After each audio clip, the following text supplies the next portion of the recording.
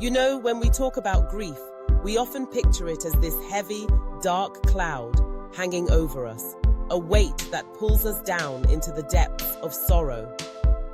And sure, there's truth to that. Grief can be all-consuming, overwhelming, and at times it feels like it's going to swallow us whole. But what if I told you that humor, yes, humor, can be a lifeline in the stormy seas of grief? It's a strange thought, right? How can something as light and joyful as laughter coexist with something as heavy as loss? But trust me, it does. And it's more powerful than we often give it credit for. Let's take a moment to think about it. When we experience the loss of someone we love, we go through a whirlwind of emotions: sadness, anger, confusion, guilt. It's a roller coaster ride, and we're often left feeling dizzy and disoriented.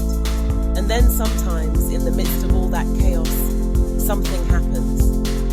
A memory surfaces, maybe a funny story about the person we lost, or we catch ourselves laughing at a silly joke that reminds us of them. It's like a little spark of light cutting through the fog, isn't it? That laughter can feel like a warm hug on a cold day, reminding us that it's okay to feel joy, even when we're hurting. There's a reason why we often hear laughter at funerals or memorial services.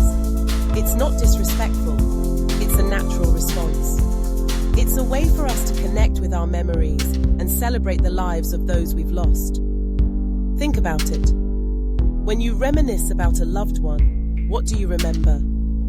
You remember the good times, the laughter, the inside jokes, the moments that made you double over in stitches. Those memories are precious, and they deserve to be honored. Humor becomes a bridge, connecting us to the joy we shared with that person, even in the darkest of times. And let's not forget about the role of humor in our own coping mechanisms. Grief can be isolating, and sometimes it feels like nobody understands what we're going through. But when we can find a way to laugh at our situation, even if it's just a little chuckle at how absurd life can be, it creates a sense of connection. It's like saying, I'm still here, I'm still alive, and I'm still capable of finding joy. It's a rebellion against the heaviness of grief, a declaration that we won't let it define us. Now, I know what you might be thinking, but isn't it wrong to laugh when I'm supposed to be sad? That's a common misconception.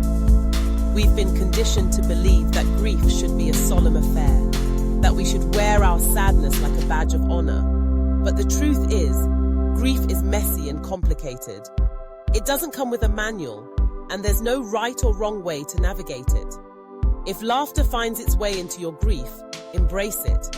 It doesn't diminish your love for the person you lost. In fact, it amplifies it.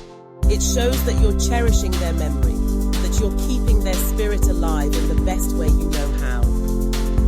Let's dive a little deeper into the psychology of this. Studies have shown that humor can actually help us cope with stress and trauma. When we laugh, our brains release endorphins, those feel-good chemicals that promote a sense of well-being. It's a natural antidote to the pain we're feeling. In the midst of grief, finding moments of laughter can be a form of self-care. It's a way of giving ourselves permission to feel good, even if just for a fleeting moment. And those moments can be incredibly healing. Think about how we often use humor as a defense mechanism. When faced with something uncomfortable or painful, we might crack a joke or make light of the situation. It's our brain's way of trying to regain control, to find some semblance of normalcy in the chaos. In grief, humor can serve a similar purpose. It allows us to process our emotions in a way that feels less threatening. It's a way to take a step back and gain perspective, to remind ourselves that life, in all its complexity, is still worth laughing about. And let's not overlook the power of shared laughter. Grief can feel incredibly lonely, but when we find others who are willing to share in that laughter with us, it creates a bond. It's a reminder that we're not alone in our sorrow, that others have walked this path before us. Those moments of connection can be incredibly comforting. They remind us that grief is a universal experience, and that even in our darkest times, we can find solace in each other. Now, I'm not saying that we should ignore our grief or pretend it doesn't exist. That would be unhealthy and unrealistic. Grief is a process, and it's important to honor that process. But humor can be a tool in our toolkit, a way to navigate the rough waters of loss. It doesn't have to be the main course. It can be the side dish that makes the meal a little more palatable. It's about finding balance, allowing ourselves to feel the full spectrum of emotions while also making space for laughter. Some might argue that humor in grief is inappropriate or even offensive. And sure, there are times when it can cross a line, but it's all about context. If you're at a gathering and someone shares a funny story about the deceased, it can lighten the mood and create a sense of camaraderie. It's a way to celebrate their life, to remember them not just for their struggles, but for their quirks, their laughter, their love of dad jokes or puns. Those are the moments that keep their spirit alive, the memories that bring us joy even in the face of loss. Humor also plays a significant role in how we share our grief with others.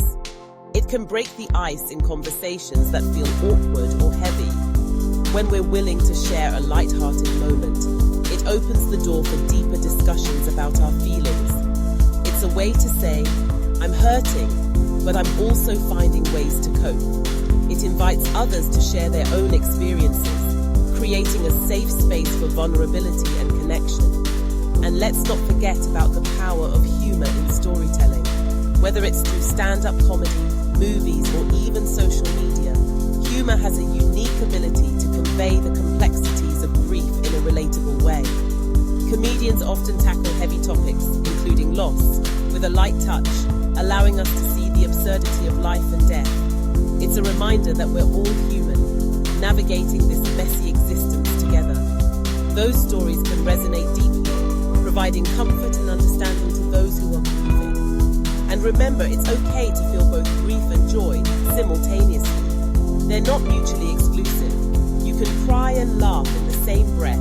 It's a testament to the complexity of our emotions and the depth of our love for those we've lost. Embrace the duality and let it guide you through the ups and downs of your grief journey. In the end, humor is a reminder that life goes on, even in the face of loss. It's a celebration of the memories we hold dear, a way to keep our loved ones alive in our hearts. So the next time you find yourself in the depths of grief, don't shy away from laughter. Let it in. Allow it to be a part of your healing process.